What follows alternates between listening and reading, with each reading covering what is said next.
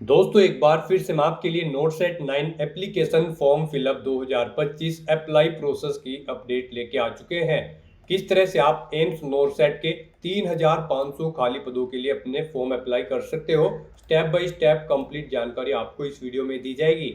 Online आवेदन करने का आपके पास अंतिम मौका है, केवल एक दिन शेष रह गया है। लास्ट डेट की अपडेट है, आप जल्द से जल्द अपना फॉर्म अप्लाई कर ले, कहीं मौका हाथ से छूट न जाए। अंतिम समय में आपको किस प्रकार से अपना फॉर्म अप्लाई करना होगा, किस तरह से अपना फॉर्म रिजेक्ट होने से बचाना होगा, पूरी जानकारी आपको यहाँ पर दी जाएगी। ऑनलाइन आवेदन करते समय अगर आपको कोई भी टेक्निकल प्रॉब्लम आ रही है तो उसका हल भी आपको इस वीडियो में मिल जाएगा।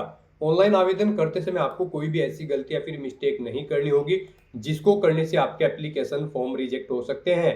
आवेदन करते समय आप अपनी क्वालिफिकेशन की डिटेल किस प्रकार से फिल करोगे, किस तरह से आप अपने सभी डॉक्यूमेंट्स, फोटोग्राफ, सिग्नेचर और कितने केबी में अपलोड करोगे, फीस पेमेंट करते हुए रजिस्ट्रेशन से लेकर प्रिंट तक अपना फॉर्म किस प्रकार से आप अप्लाई करोगे, पूरी जानकारी के लिए आपको ये वीडियो शुरू से लेके एंड तक बिना स्किप किए हुए देखनी होगी। इस वीडियो को कंप्लीटली देखने पर ही आपके सभी सवाल और डाउट क्लियर होंगे।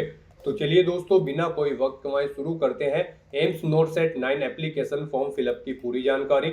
फॉर्म भरने से पहले आपको सबसे पहले हमारी वेबसाइट IND सरकारी नौकरी के इस पेज पर विजिट करना होगा, जिसका लिंक आपको नीचे description plus first comment box में मिल जाएगा। और हमारे इस पेज पर विजिट करके आप यहां से एम्स नोटसेट 9 का फॉर्म अप्लाई कर सकते हो। All India institute of medical science AIIMS के अंतर्गत नोटसेट 9 का नोटिफिकेशन रिलीज किया गया था, जिसमें 3500 वैकेंसीज निकली हुई है। लास्ट डेट की अपडेट है, केवल एक ही दिन शेष रह गया है। यहाँ पर अंतिम मौका है, अंतिम समय में आप अपना फॉर्म जल्द से जल्द अप्लाई कर ले। आखिरी समय का वेट न करें, आखिरी समय में कोई भी टेक्निकल प्रॉब्लम हो सकती है। 11 अगस्त 2025 से मध्य रात्रि तक आप अपना 11 बजे तक फॉर्म अप्लाई कर सकते हो। 9300 से 34800 सैलरी आपको दी जाएगी। BSc nursing, post basic BSc nursing या फिर GNM से आप अप्लाई कर सकते हो। 18 से 30 वर्ष आयु सीमा है। फीस जनरल OBC के लिए 3000 है, SC ST के लिए 2400। PH को फीस जमा नहीं करनी होगी, ऑनलाइन मोड से आप फीस पेमेंट कर सकते हो। सिलेक्शन भी आपका स्टेज फर्स्ट, नोटसेट प्री और नोटसेट main document verification medical exam से होगा। ऑनलाइन अप्लाई कर सकते हो, ऑल इंडिया से अप्लाई कर सकते हो। amsexams.ac.in इसकी ऑफिशियल वेबसाइट है, जिससे आप ऑनलाइन अप्लाई कर सकते हो। इंपोर्टेंट लिंक सेक्शन के अंतर्गत ऑफिशियल नोटिफिकेशन PDF लिंक पर क्लिक करते हुए आप इसकी ऑफिशियल PDF यहां से डाउनलोड कर सकते हो।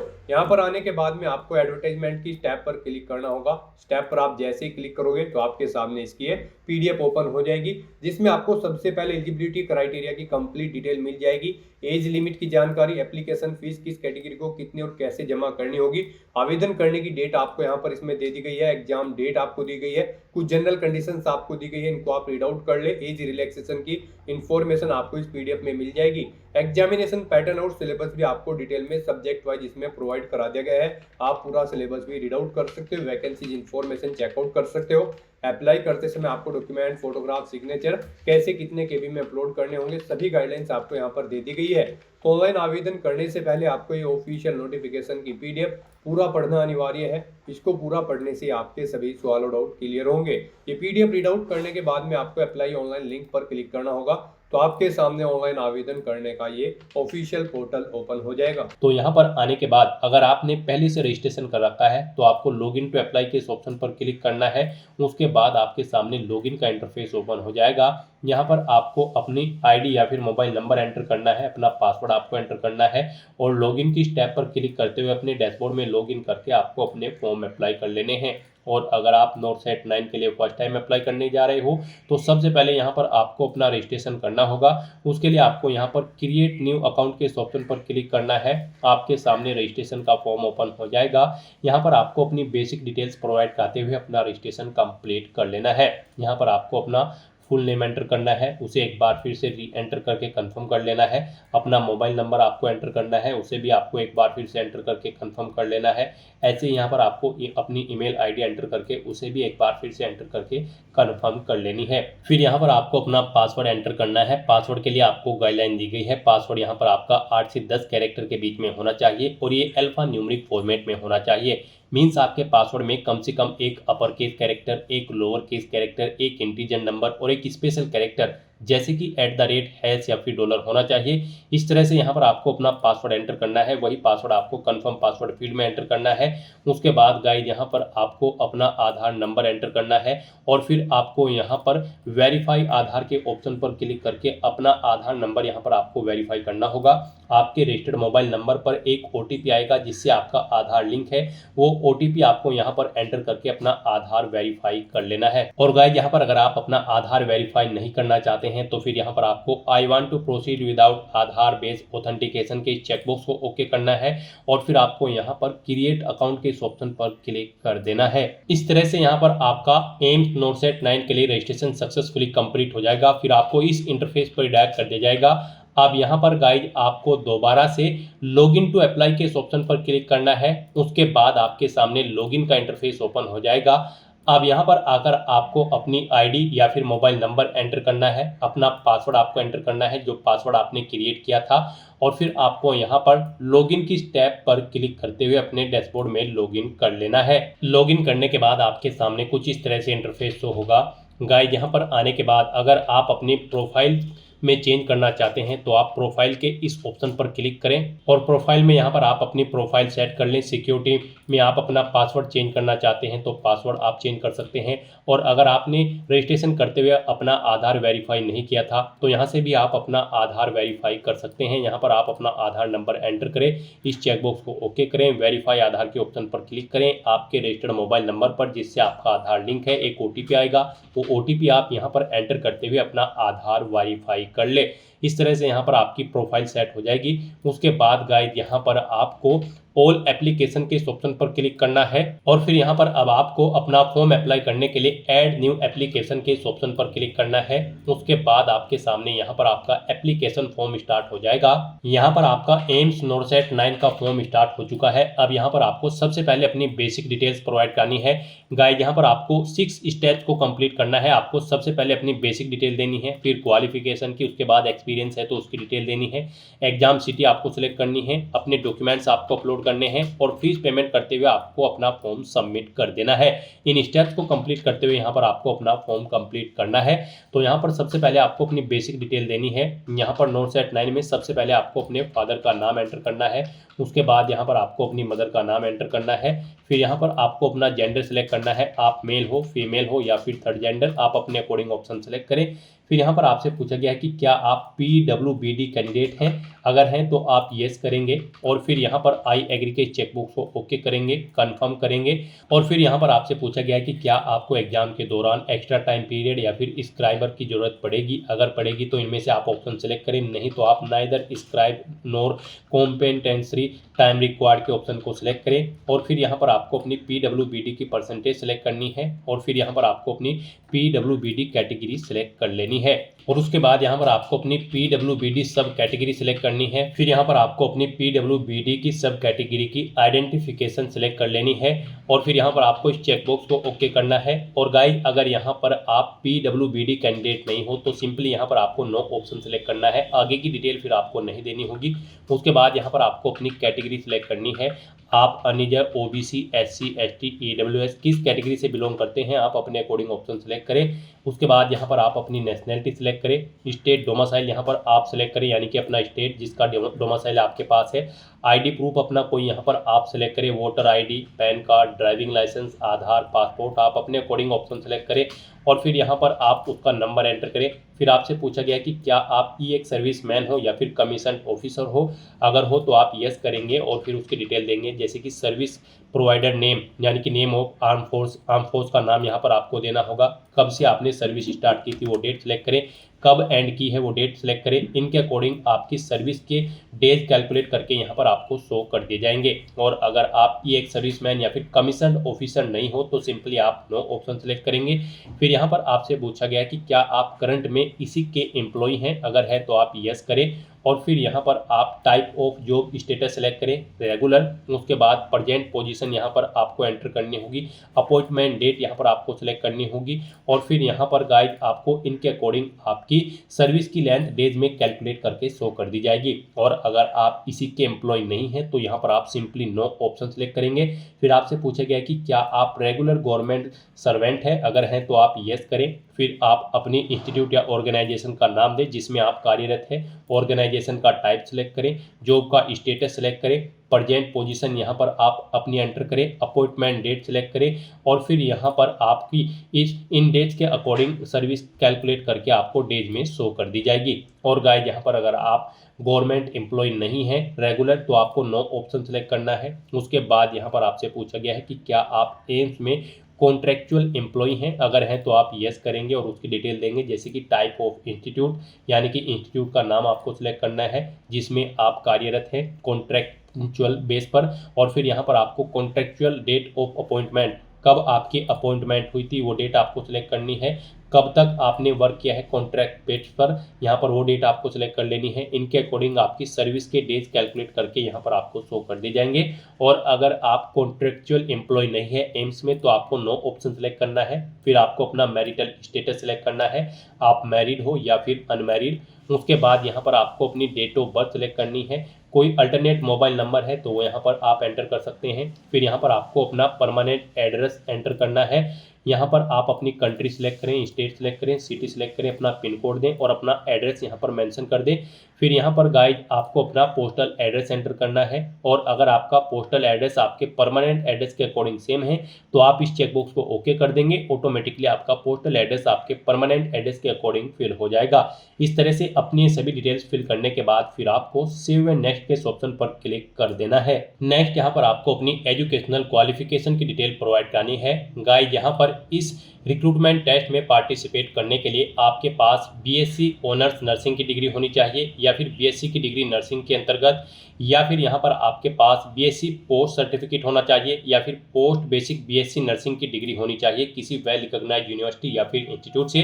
प्लस यहाँ पर आपका रजिस्ट्रेशन होना चाहिए as a nurse and midwifes किसी स्टेट या फिर इंडियन नर्सिंग काउंसिल में, या फिर आपके पास यहाँ पर जीएनएम का डिप्लोमा होना चाहिए किसी इंडियन नर्सिंग काउंसिल से या फिर स्टेट नर्सिंग काउंसिल से। साथ ही साथ आपका रजिस्ट्रेशन होना चाहिए एक नर्स एंड मिडवाइफ के तौर पर किसी स्टेट या फिर इंडियन नर्सिंग काउंसिल में, और साथ ही साथ आपको 2 साल का एक्सपीरियंस भी होना चाहिए कम से कम 50 बेडेड हॉस्पिटल में अगर आपके पास जीएनएम का डिप्लोमा है। तो यहाँ पर अब आपको अपनी क्वालिफिकेशन की डिटेल प्रोवाइड करनी है।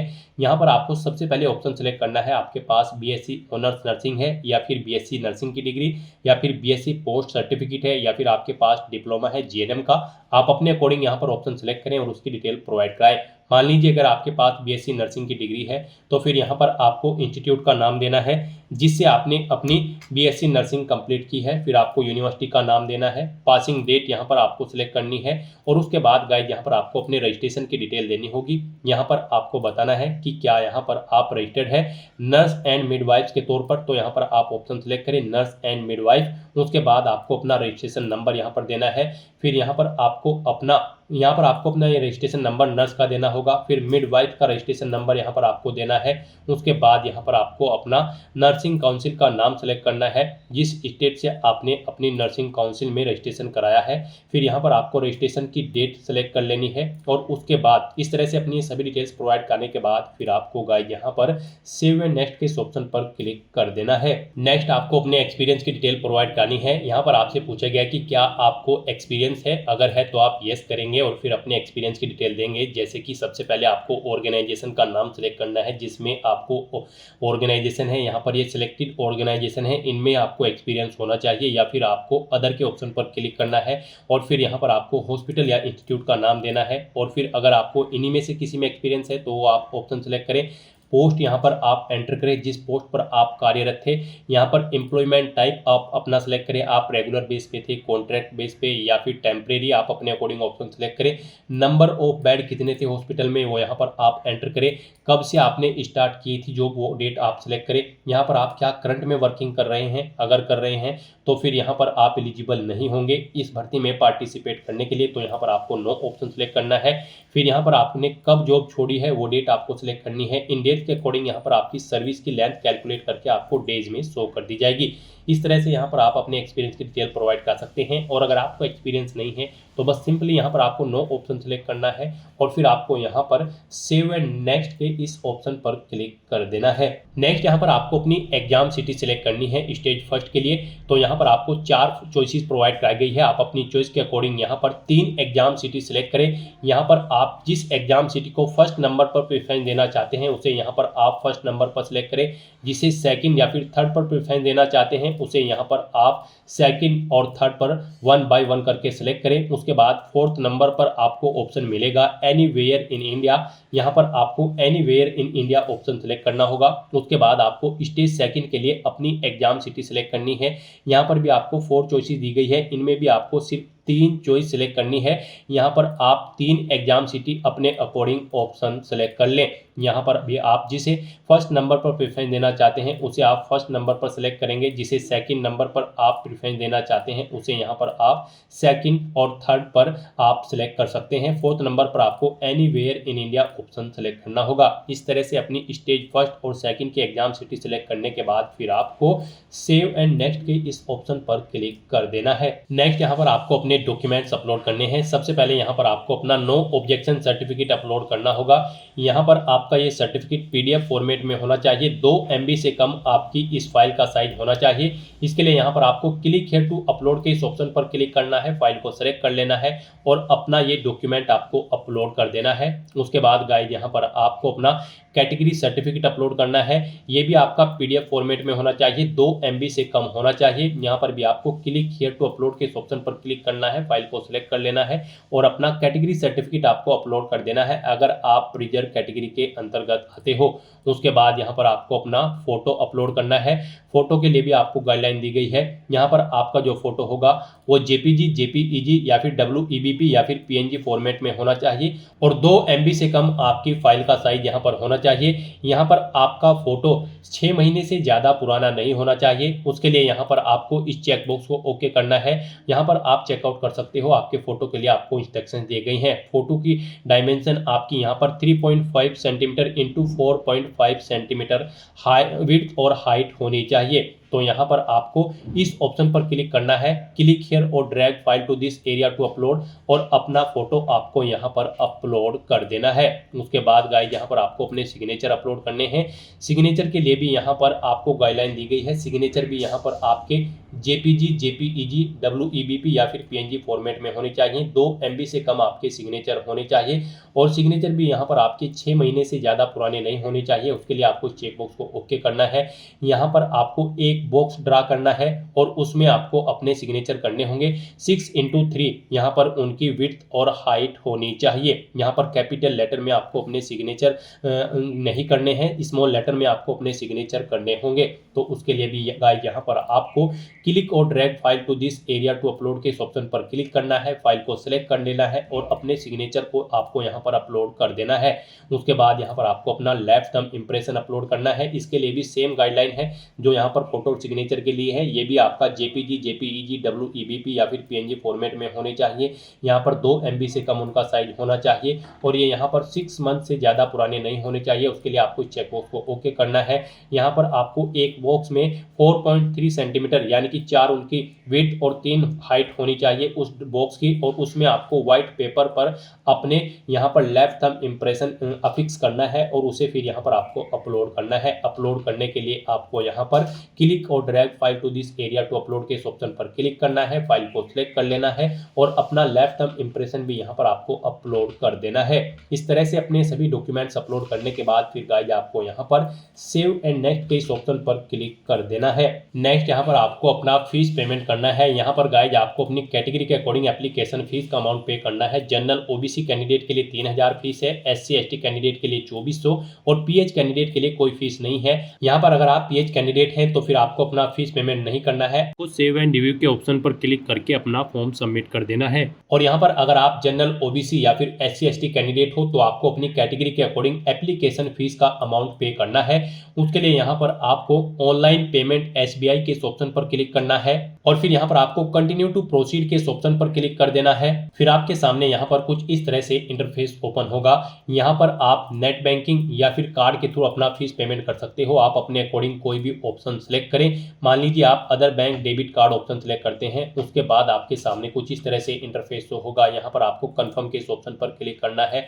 उसके बाद आपके सामने यहाँ पर दोबारा से ये डिटेल्स शो होगी। आपको दोबारा से कन्फर्म के ऑप्शन पर क्लिक करना है। नेक्स्ट आपके सामने कुछ इस तरह से इंटरफेस शो होगा। यहाँ पर आप अपनी कार्ड की डिटेल प्रोवाइड करते हुए अपना फीस पेमेंट कर दें।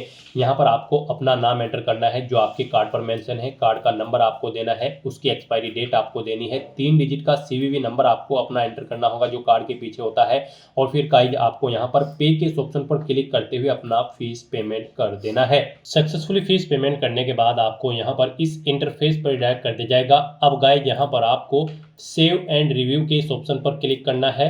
उसके बाद आपको आपके एप्लीकेशन फॉर्म का पूरा प्रीव्यू यहाँ पर शो कर दिया गया है। आपको सभी डिटेल्स केयरफुली चेकआउट करनी है। पेज को नीचे स्क्रॉल डाउन करना है और यहाँ पर आने के बाद अगर आपको कोई मिस्टेक नज़र आ रही है तो आप एडिट एप्लीकेशन के ऑप्शन पर क्लिक करके एप्लीकेशन फॉर्म को एडिट कर सकते हो। और इसका प्रिंट आउट लेना चाहते हो तो यहाँ पर आप प्रिंट के इस ऑप्शन पर क्लिक करके अपने एप्लीकेशन फॉर्म का एक हार्ड कॉपी प्रिंट आउट ले सकते हो। और फिर गाइस यहाँ पर आपको सबमिट के इस ऑप्शन पर क्लिक कर देना है अपना फॉर्म सबमिट करने के लिए। सबमिट ऑप्शन पर क्लिक करते ही यहाँ पर आपके सामने मैसेज शो हो जाएगा। आपका एप्लीकेशन फॉर्म यहाँ पर सक्सेसफुली सबमिट हो चुका है। और यहाँ पर अब आपको गो टू डैशबोर्ड के इस ऑप्शन पर क्लिक करना है और यहाँ पर आप अपने डैशबोर्ड में चेकआउट कर सकते हो। आपका एप्लीकेशन फॉर्म यहाँ पर सक्सेसफुली सबमिट हो चुका है। एप्लीकेशन स्टेटस में आपको सबमिटेड ऑप्शन शो हो जाएगा। तो दोस्तों ऐसे आप अपना एम्स नोरसेट 9 का फॉर्म अप्लाई कर सकते हो बिना कोई मिस्टेक किए हुए। आज की इस वीडियो में बस इतना ही। आई होप ये वीडियो आपको पसंद आई होगी। अगर पसंद आई हो तो इसे लाइक और शेयर करें। चैनल पर नए हो तो इसे सब्सक्राइब कर लें। Thanks for watching.